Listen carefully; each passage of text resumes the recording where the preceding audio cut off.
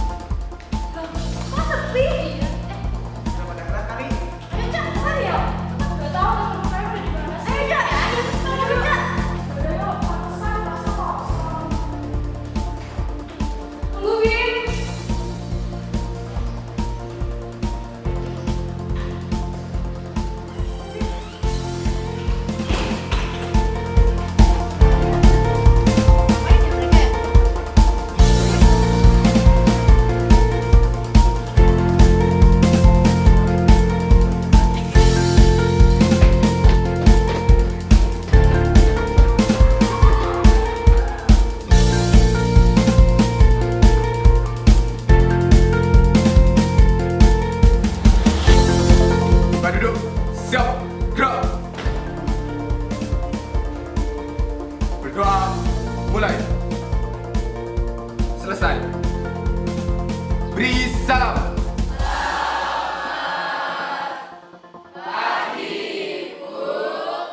Selamat pagi. Bismillahirrahmanirrahim. Assalamualaikum warahmatullahi wabarakatuh.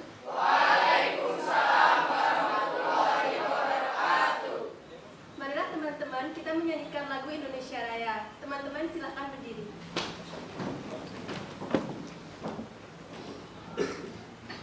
Hiduplah Indonesia Raya.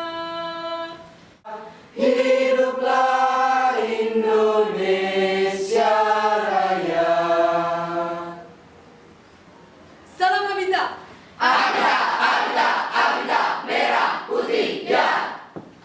Teman-teman silahkan duduk kembali.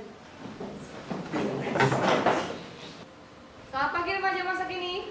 Pagi, Bu. How about your feeling today? I'm fine, thank you.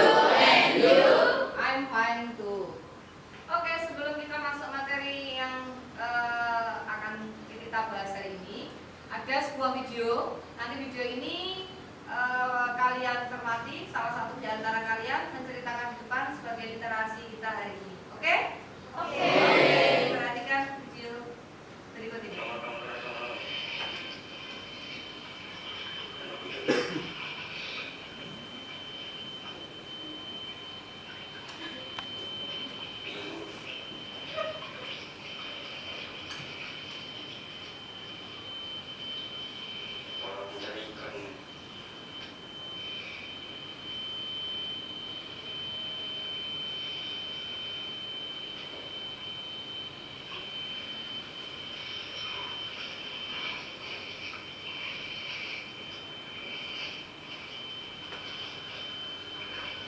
Oke, video tadi sudah ditampilkan. Kira-kira video apa itu? Oke, ada orang yang apa aja ya. Ada yang mau menceritakan video tadi? Oke, Sinesa, come here please. Silakan.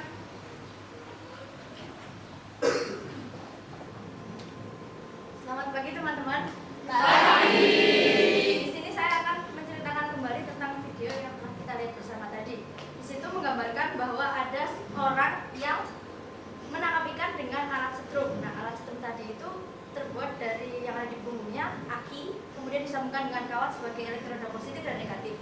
Nah, kemudian ketika itu dicelupkan ke dalam air yang air kotor, sedikit kotor tadi, itu akan terjadi reaksi yang akan menyebabkan ikannya itu mati. Nah, secara teori air H2O itu tidak bisa menghantarkan listrik, tetapi air tadi itu bisa menghantarkan listrik karena air tadi sudah bercampur dengan logam-logam lain mungkin atau zat-zat lain yang bisa menghantarkan listrik. Jadi dengan alat setrum tadi ikan tersebut bisa mati. Nah, kemudian dampak pada lingkungan jika kita menangkap ikan dengan menggunakan alat setrum tersebut itu sangat berbahaya. Jadi kan maksudnya adalah ketika kita menangkap ikan dengan alat setrum sehingga bisa diolah di hari kemudian. Tetapi jika kita menggunakan alat setrum tersebut, ikan-ikan yang masih kecil ataupun benih-benih ikan yang akan tumbuh akan ikut mati, jadi ekosistem perairan akan terganggu. Demikian yang dapat saya sampaikan mengenai review dari video tadi. Terima kasih. Wassalamualaikum warahmatullahi wabarakatuh.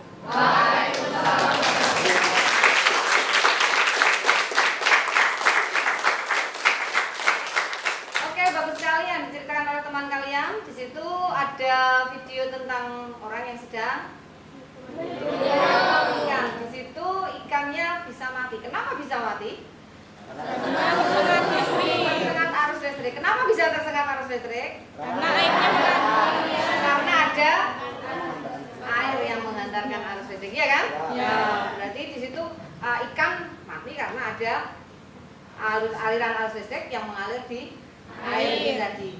Sebenarnya pada prinsipnya kalau H2O dia merupakan larutan yang tidak dapat mengantarkan arus listrik. Tapi kenapa bisa dia mengantarkan arus listrik? Karena sudah tercampur dengan zat-zat yang lain. Oke, tadi Ibu lupa, hari ini ada yang tidak masuk? Ada. Siapa Fitri ya? Arkananti. Oh, obat Arkananti. Kenapa? Sakit.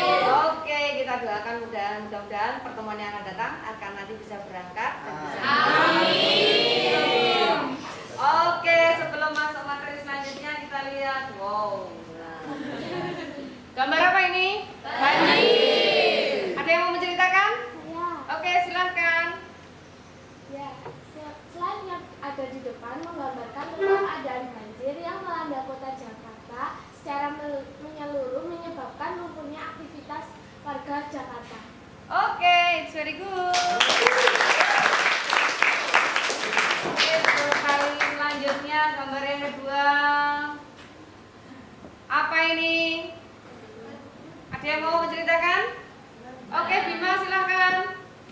Ya, menurut saya dari ilustrasi tersebut menggambarkan bahwa sistem lalu lintas yang mati total dikarenakan terjadi banjir. Nah, menurut saya petugas yang bersangkutan juga memutus aliran listrik untuk menghindari resiko yang akan terjadi selanjutnya. Ya, terima kasih. Oke, very good. Oke, gambar yang ketiga, ada yang mau menceritakan? Oke, Suci silakan ceritakan.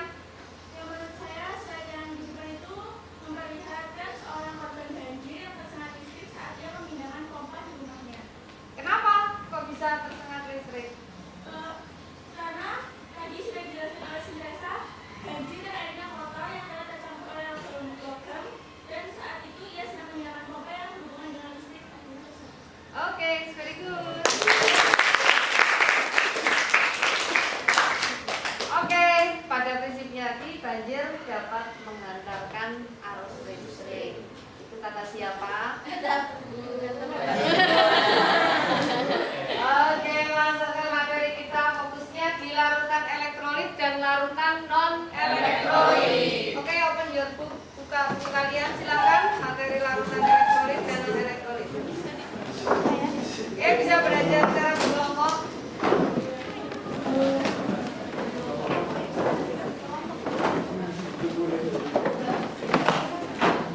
Ya. Tujuan kita kali ini kita akan menganalisis larutan. Kemudian yang kedua kita akan membuat alat uji elektrolit. Dua tujuan pembelajaran kita akan kita selesaikan pada hari ini. Untuk menganalisis larutan nanti kalian praktek untuk mengidentifikasi larutan tersebut bersifat elektrolit atau tidak. Kemudian tujuan yang kedua membuat alat uji nanti sebagai tugas kelompok kalian. Jadi nanti setelah uji elektrolit selesai ada tugas kelompok untuk membuat alat uji elektrolit dibuat secara berkelompok, tidak sendiri. Jadi bisa dibuat dari alat-alat yang ada di atau limbah yang ada di sekitar kalian untuk membuat alat uji elektrolit. Gitu ya? Ya. Oke. Kita lihat di sini ada air, ada larutan sukrosa, ada larutan garam. Air pada prinsipnya bisa kalian lihat di situ. Dia gimana? Dia tidak dapat mengalirkan arus listrik. Larutan sukrosa juga tidak dapat. Kemudian yang ketiga ada larutan garam NaCl. Di situ airnya lampunya menyala. Menyala berarti gimana itu? Berarti ada arus di sana sehingga dia dapat menyalakan lampu. Kalau di sini lampunya tidak menyala, pada air juga dia tidak akan menyala. Maka yang larutan elektrolit siapa? Larutan garam atau NaCl. Oke ya. Selanjutnya untuk kali ini kita akan menguji larutan yang ada di laboratorium kita. Maka hari ini kita kerja kelompok. Setelah ini ganti menggunakan jas lab yang ada, kita gunakan jas lab. Kemudian duduk secara berkelompok, kita praktekkan untuk menguji larutan yang sudah disediakan. Oke? Oke. LKS-nya sudah ada di meja kalian masing-masing. Silahkan kerja kelompok, gunakan jas lab, hati-hati karena larutan juga cukup berbahaya. Waktunya hanya 20 menit dari sekarang.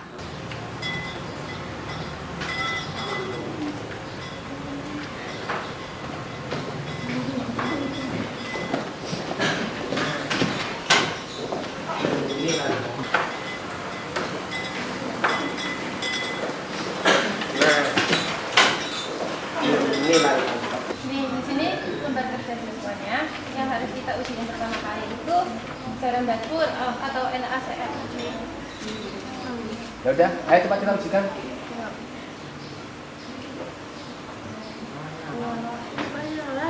Wih. Ada ruginya juga ya. Ya. Teman-teman, apakah setiap larutan itu akan menghasilkan nyala lampu yang sama?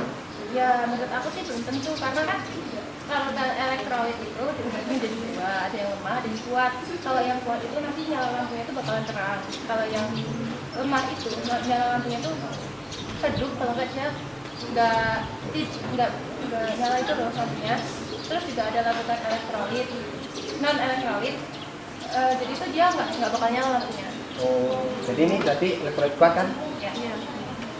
Nah, terus yang buat lampunya itu bisa nyala itu apa? Nah, kan kata ini tadi lampu elektrolit bisa nyala. Karena di dalamnya itu ada ion-ion yang dapat bergerak bebas. Yuk kita ujikan larutan yang lain. Larutan yang kedua itu C6H12O6.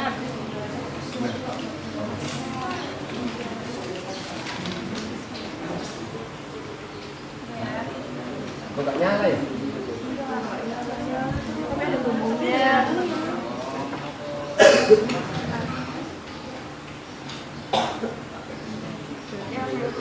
Iya, dan lemah ini. Udah, lanjut aja. Apa? Kemudian yang lain, larutan yang ketiga itu CH3COOH.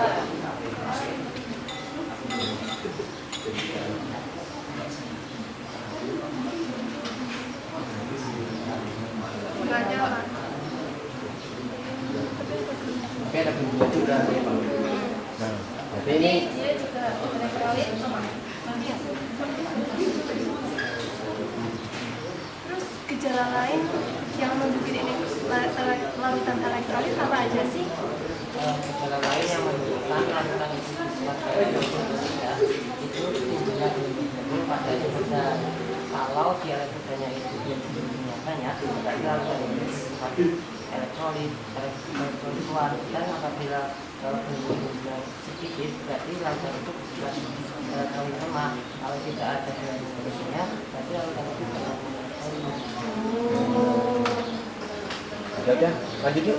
Lanjut ya. Yang keempat.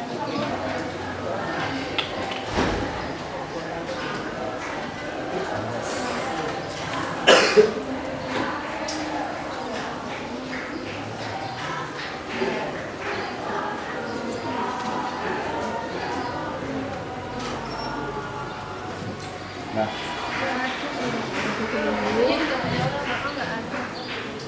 berarti ini larutan elektrolit. Oh iya teman-teman, terus tadi larutan apa saja ya yang bersifat elektrolit? Nah, tadi itu yang bersifat elektrolit itu ada tiga. Kan tadi kan elektrolit dibagi menjadi dua, ada elektrolit kuat dan elektrolit lemah. Nah, yang tadi elektrolit kuat itu di larutan NaCl dan larutan asam sulfat. Nah, yang termasuk dalam elektrolit lemah itu ada larutan asam asetat. Nah, yang non elektrolit itu yang larutan gula, terus sama alkohol tadi. Ya. Jadi kelihatannya ini pasti uji coba kita sudah selesai. Ya. Oke, waktunya sudah habis. Di 20 menit kita sudah melaksanakan praktikum. Untuk kali ini dipresentasikan di depan. Kelompok berapa yang presentasi? Kelompok 7 ya. Oke, silakan kelompok 7 presentasikan di depan apa hasil dari praktik kalian hari ini.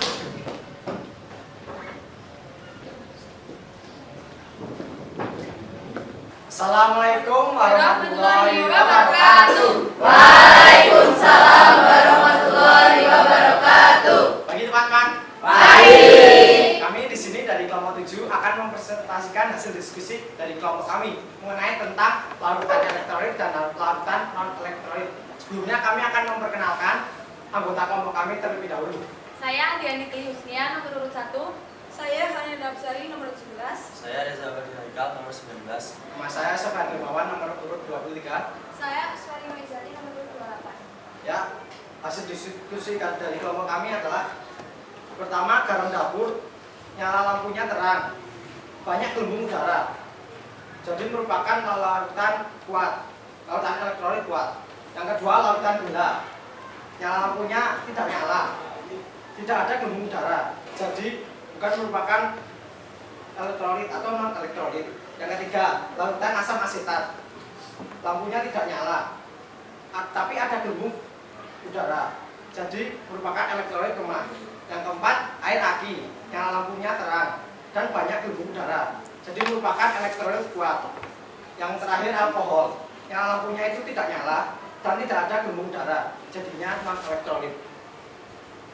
Pertanyaan 1. Berdasarkan hasil pengamatan Anda, apakah semua larutan dapat menyalakan lampu? Tidak. 2. Larutan apa saja yang bisa menyalakan lampu? Larutan yang bisa menyalakan lampu yaitu garam dapur, larutan asam asetat, dan air aki.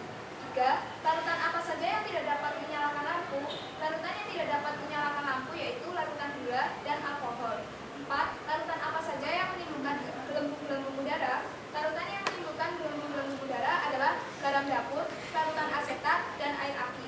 Berdasarkan pengamatan Anda, golongan larutan-larutan tersebut ke dalam larutan elektrolit dan non-elektrolit, yaitu larutan elektrolit terdiri dari garam dapur, larutan asam asetat, dan air aki, sedangkan non-elektrolit larutan gula dan alkohol. Nah, di sini kami akan membuka sesi pertanyaan.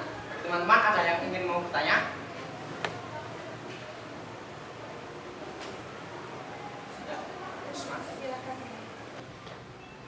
Ya, saya Usman Abdul Aziz nomor urut 27 ingin bertanya. Berdasarkan alat yang dipakai dalam alat uji tadi, fungsi batang karbon itu untuk apa? Ya, terima kasih. Sekian. Ya, terima kasih atas pertanyaan Bu Usman. Saya akan langsung jawabnya. Jadi, fungsi dari batang karbon itu adalah sebagai elektroda. Yang satu sebagai elektroda positif yang menarik ion negatif, dan satunya lagi sebagai elektroda negatif yang menarik ion positif. Nah, itu jawaban dari Reza. Ada yang ingin menyanggah? Ya, Yusron. Nama saya Yusron Kasuk Amal nomor urut 32. Saya ingin bertanya, apakah batang karbon sebagai elektroda bisa digantikan dengan bahan yang lain? Terima kasih. Nah, saya akan menjawab pertanyaan sanggahan dari Yusron. Batang karbon yang digunakan dalam alat uji tersebut dapat diganti dengan paku, jarum, dan sebagainya. Nah, itu jawaban dari Aneng. Ada yang ingin bertanya lagi mungkin? Nama saya Anggi Utami nomor urut 31. Saya mau bertanya, berdasarkan rumus kimia dari larutan yang tadi telah kalian uji, coba kalian golongkan mana yang termasuk senyawa ion dan mana yang termasuk senyawa kovalen. Lalu, termasuk larutan apakah kedua senyawa tadi? Terima kasih.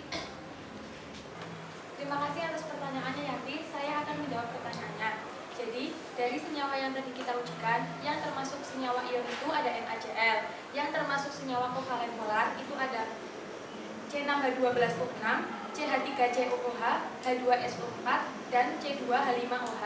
Dan yang termasuk senyawa kovalen non-polar itu tidak ada. Itu adalah jawaban dari Adia. Apakah ada yang ingin menyanggah? Ya, Bapak.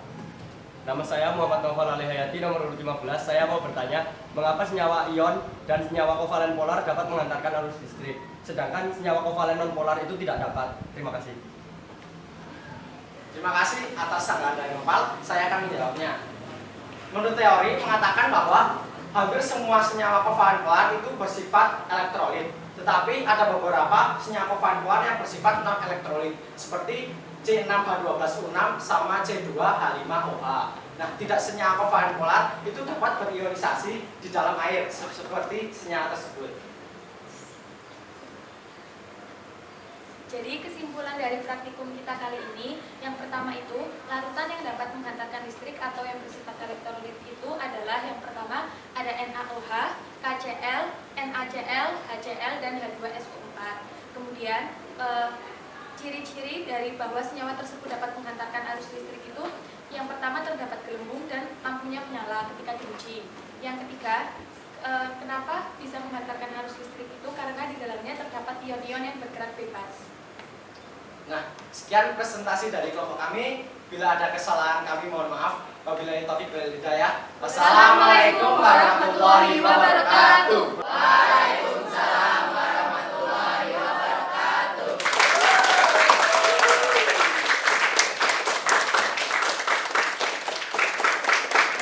Oke, luar biasa sekali pertemuan presentasi kalian tadi. Ternyata kalian semakin paham tentang larutan elektrolit apa dan larutan non elektrolit itu apa, ya kan? Nah, dari semua yang sudah kalian praktekkan, mungkin ada satu kelompok yang akan menyimpulkan apa yang telah kita lakukan tadi. Oke, dari kelompok berapa silakan? Ya, kelompok 3 silakan. Baiklah, saya dari kelompok 3 ingin menyampaikan tentang kesimpulan dari aktivitas hari ini, yaitu yang pertama, jika lampu menyala terang dan timbul gelembung gas di sekitar elektroda, maka larutan tersebut dapat dikatakan sebagai larutan elektrolit kuat. Lalu yang kedua, jika lampu tidak menyala terang atau menyala redup dan timbul gelembung gas di sekitar elektroda, maka larutan tersebut dikatakan sebagai larutan elektrolit lemah. Dan yang ketiga, jika lampu tidak menyala dan tidak timbul gelembung gas di sekitar elektroda, maka larutan tersebut disebut sebagai larutan non elektrolit. Sekian dari saya, terima kasih.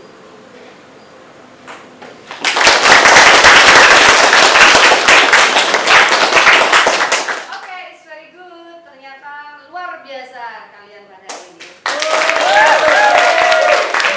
Oke, praktikum sudah selesai, presentasi sudah. Kembalikan alat ke tempat semula. Just lab-nya dibuka. Kita kembali ke tempat ini untuk melakukan penilaian. Sebentar, cuma 5 buat soal, waktunya 10 menit. Oke, silakan. Sebelum penilaian, kita ulas sedikit di sini. Kalian lihat untuk larutan garam dia akan menyala, larutan gula tidak menyala. Kita lihat di sini ya, bahwa di sini elektrolit, ini apa? Non elektrolit. Oke, selanjutnya kenapa dia non elektrolit? Kita lihat, kalau pada garam akan ada ion positif dan ion negatif, ya kan? Ion-ion inilah yang dia bisa menghantarkan arus listrik sehingga si lampu ini menyala. Sedangkan pada asam asetat CH3COH ada ionnya enggak? Ada, tapi dia lemah. Maka dia tidak akan menyalakan lampu, hanya akan terjadi apa? Gelembung. Namun untuk C12H22O11-nya apa? Gula, ya kan? Pada gula ikatan berupa ikatan kovalen. Di sini tidak ada ionnya. Sehingga gimana? Tidak akan bisa menghantarkan arus listrik. Jadi, prinsipnya gimana? Dia bisa menghantarkan arus listrik jika ada lampu menyala, ada gelembung. Tidak menghantarkan arus listrik, lampu tidak menyala dan tidak ada gelembung. Prinsipnya hanya itu. Kemudian kalian persiapkan selembar kertas. Ada sebuah kasus larutan A dan B diuji. Bagaimana jawaban dari kesimpulannya dari 5 soal. Kerjakan waktunya 10 menit. Ya. 15 menit dari sekarang. Oke? Ya, oke.